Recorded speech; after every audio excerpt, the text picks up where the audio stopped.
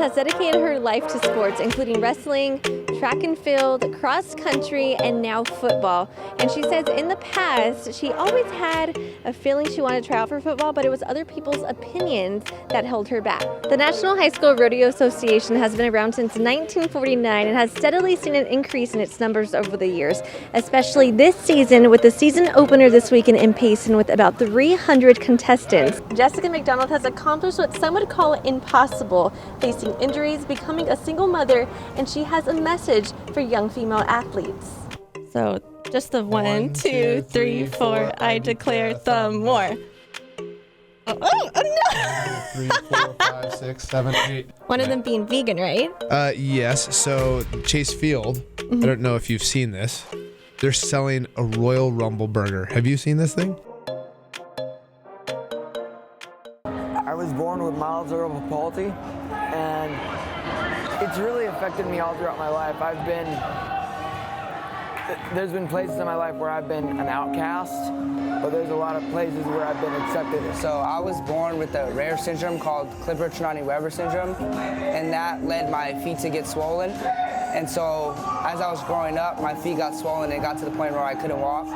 So my parents decided to amputate my feet at the age of 2. 8 years old, I was diagnosed with a rare form of muscular dystrophy. And essentially, I've been using a chair part-time since I was about 9 years old and then full-time as a teenager. All different stories, all different disabilities, but what bonds each of them is the family and acceptance they found within the game of wheelchair basketball. When you're a kid, you don't want to be different, whether you have a disability or not.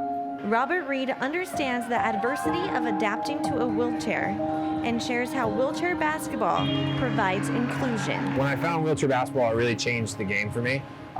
It made it so that I had an outlet, and I always kind of felt like I wasn't like the other kids, and when I was able to play sports, it made me feel like I was just like they are. 14 years later, Robert Reed is now head coach of Varsity 360, a youth wheelchair basketball team at Ability 360 in Phoenix. Inside these walls are where players from the ages of 12 until they graduate high school can compete not only against their peers, but against their inner struggles.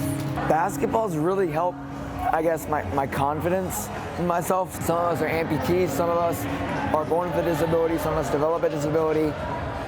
It's all different, and we're all a family. The camaraderie of just wheelchair sports and adaptive athletics as a whole is something I love because we're all there for each other, we're all there to compete, but in the end, we're all family and friends. There are more opportunities that come from youth wheelchair basketball, like the chance to be a college athlete, something Hernandez himself didn't know could happen, but is now attending the University of Arizona on a sports scholarship and a part of their wheelchair basketball team.